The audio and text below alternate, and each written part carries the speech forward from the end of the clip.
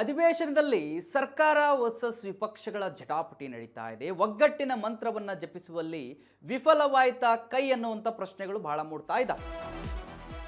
ನೋಡಿ, ಅಧಿವೇಶನದಲ್ಲಿ ಸರ್ಕಾರ ವರ್ಸಸ್ ವಿಪಕ್ಷಗಳ ಜಟಾಪಟಿ ನಡೀತಾ ಇದೆ ವೀಕ್ಷಕರು. ಒಗ್ಗಟ್ಟಿನ ಮಂತ್ರವನ್ನ ಜಪಿಸುವಲ್ಲಿ ವಿಫಲವಾಯಿತಾ ಕೈ ನಾಯಕರು ವಿಫಲವಾದ್ರ ಅನ್ನುವಂಥ ಪ್ರಶ್ನೆಗಳಿದಾವೆ.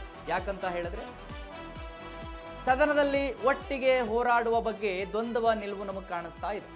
ಸದನದಲ್ಲಿ ನಾಗೇಂದ್ರ ರಾಜೀನಾಮೆಗೆ ವಿಪಕ್ಷಗಳು ಪಟ್ಟನ್ನ ಹಿಡಿದಿದ್ದಾವೆ. ವಿಪಕ್ಷಗಳ ವಿರುದ್ಧ ಹೋರಾಟ ಮಾಡುವಲ್ಲಿ ಕೈ ನಾಯಕರು ವಿಫಲರಾಗಿದ್ದಾರೆ. ನಾನೊಂದು ತೀರಾ ನೀನೊಂದು ತೀರಾ ಎಂದು ಜೋಡೆತ್ತುಗಳು ದೂರ ದೂರ ಕುಳಿತಿದ್ದಾವೆ, ಸೈಲೆಂಟ್ ಆಗಿಬಿಟ್ಟಿದ್ದಾವೆ. ಸದನದಲ್ಲಿ ಮಾಜಿ ಸಿದ್ದರಾಮಯ್ಯನವರು ಫುಲ್ ಸೈಲೆಂಟ್ ಆಗಿದ್ದಾರೆ, ಲಿಟ್ರಲಿ ಫುಲ್ ಸೈಲೆಂಟ್ ಆಗಿದ್ದಾರೆ, ಮಾತನಾಡ್ತಾ ಇಲ್ಲ. ಸಿದ್ದರಾಮಯ್ಯ ಆಪ್ತರು ಕೂಡ ಸದನದಲ್ಲಿ ಧ್ವನಿ ಎತ್ತಾ ಇಲ್ಲ. ಸಚಿವ ಸ್ಥಾನ ಸಿಗದ ಕೆಲವು ಶಾಸಕರು ಸದನಕ್ಕೆ ಗೈರಾಗಿದ್ದಾರೆ, ಸದನಕ್ಕೆ ಬಂದಿಲ್ಲ. ಒಟ್ಟಿಗೆ ಸದನದಲ್ಲಿ ವಿಪಕ್ಷಗಳನ್ನ ಎದುರಿಸುವಲ್ಲಿ ವಿಫಲ ಆಗಿದೆ ಕೈ.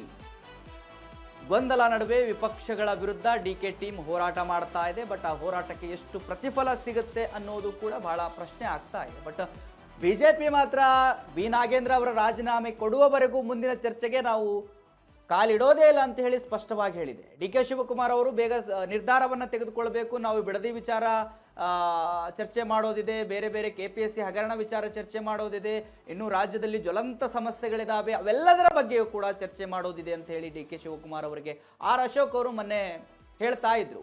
ಸೊ ಈಗ ಸರ್ಕಾರ ಏನು ನಿರ್ಧಾರ ತೆಗೆದುಕೊಳ್ಳುತ್ತೆ ಅನ್ನೋದು ಕೂಡ ಬಹಳ ಮುಖ್ಯ ಆಗುತ್ತೆ. ಯಾಕಂತ ಹೇಳಿದ್ರೆ ಸರ್ಕಾರದಲ್ಲಿ ಮೊನ್ನೆ ಒಗ್ಗಟ್ಟಿನ ಮಂತ್ರವನ್ನು ನುಡಿಯೋದಕ್ಕೆ ಡಿ ಕೆ ಶಿವಕುಮಾರ್ ಅವರು ಶಾಸಕರ ಜೊತೆ ಒಂದು ಸಭೆಯನ್ನು ನಡೆಸಿ ಹೇಳಿದರು, ನಾಗೇಂದ್ರ ವಿಚಾರವರ ಬಗ್ಗೆ ಒಗ್ಗಟ್ಟಾಗಿರಬೇಕು, ಯಾವುದೇ ಕಾರಣಕ್ಕೆ ಹಿಂದೆ ಸರಿಬಾರದು ಅಂತ ಹೇಳಿ. ಬಟ್ ಇಲ್ಲಿ ನೋಡಿದ್ರೆ ಮಾಜಿ CM ಸಿದ್ದರಾಮಯ್ಯನವರು ಸೈಲೆಂಟ್ ಆಗಿದ್ದಾರೆ, ಸಿದ್ದರಾಮಯ್ಯನವರ ಬಣದಲ್ಲಿ ಗುರುತಿಸಿಕೊಂಡ ನಾಯಕರು ಸೈಲೆಂಟ್ ಆಗಿದ್ದಾರೆ, ಅವ್ರು ಯಾರೂ ಮಾತಾಡ್ತಿಲ್ಲ ಈ ವಿಚಾರದಲ್ಲಿ. ಬೇಕಾದರೆ ಕೊಟ್ಕೊಳ್ಳಿ ರಾಜೀನಾಮೆ, ನಮಗೇನು, ಡಿ ಕೆ ಶಿವಕುಮಾರ್ ಅವರ ಬಣದಲ್ಲಿರೋರು ಬಿ ನಾಗೇಂದ್ರ ಅನ್ನುವ ರೀತಿಯಲ್ಲಿ ವರ್ತನೆ ಇದೆ. ಯಾಕಂತ ಹೇಳಿದ್ರೆ ಸೈಲೆಂಟ್ ಆಗಿದ್ದಾರೆ, ಮಾತಾಡ್ತಿಲ್ಲ. ಯಾರ್ಯಾರಿಗೆ ಸಚಿವ ಸ್ಥಾನ ಸಿಕ್ಕಿಲ್ವಲ್ಲ ಅವರೆಲ್ಲ ಬಹಿರಂಗವಾಗಿಯೇ ಅಸಮಾಧಾನವನ್ನು ವ್ಯಕ್ತಪಡಿಸ್ತಾ ಇದ್ದಾರೆ, ಒಳಗಿಲ್ಲ. ಅದು ಮೊನ್ನೆ ಕೋಲಾರದಲ್ಲಿ ಯಾವುದೋ ಒಂದು ಇದು ನಡೀತಾ ಇತ್ತು, ಒಂದು ಕಾರ್ಯಕ್ರಮ ನಡೀತಾ ಇತ್ತು ಕಾಂಗ್ರೆಸ್ದೇ. ಅಲ್ಲಿನ ಶಾಸಕರು ಎದುರುಗಡೆ ಬರಲೇ ಇಲ್ಲ. ಅವರು ಡಿ ಕೆ ಶಿವಕುಮಾರ್ ಕರೆದ್ರೂ ಕೂಡ ಬರಲಿಲ್ಲ ಅವರು.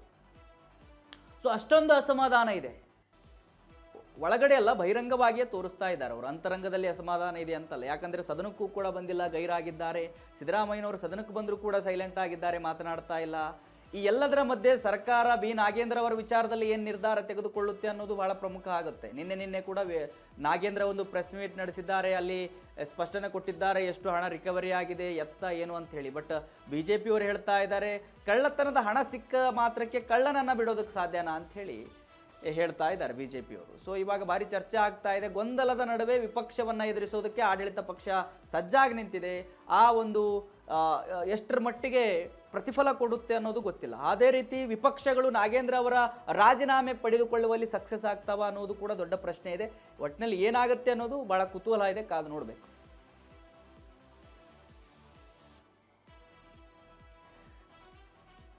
ವೀಕ್ಷಕರೇ, ಇವಾಗ ನಾಗೇಂದ್ರ ಅವರ ವಿಚಾರದಲ್ಲಿ ರಾಜ್ಯದಲ್ಲಿ ಭಾರಿ ಚರ್ಚೆ ನಡೀತಾ ಇದೆ. BJP ಪಾದಯಾತ್ರೆ ಕೂಡ ಹಮ್ಮಿಕೊಂಡಿದೆ ಅದಕ್ಕೆ ಸಂಬಂಧಪಟ್ಟ ಹಾಗೆ ಬಳ್ಳಾರಿಯವರೆಗೂ.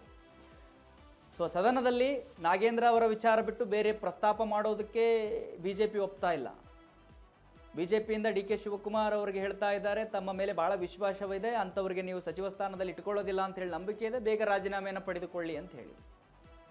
ಏನಾಗುತ್ತೆ, ರಾಜೀನಾಮೆ ಪಡೆದುಕೊಳ್ತಾರಾ ಇಲ್ವಾ, ಇವೆಲ್ಲವೂ ಕೂಡ ಪ್ರಶ್ನೆಗಳಿದ್ದಾವೆ. ಬರ್ತಕ್ಕಂಥ ದಿನಗಳಲ್ಲಿ ಕಾದು ನೋಡಬೇಕು.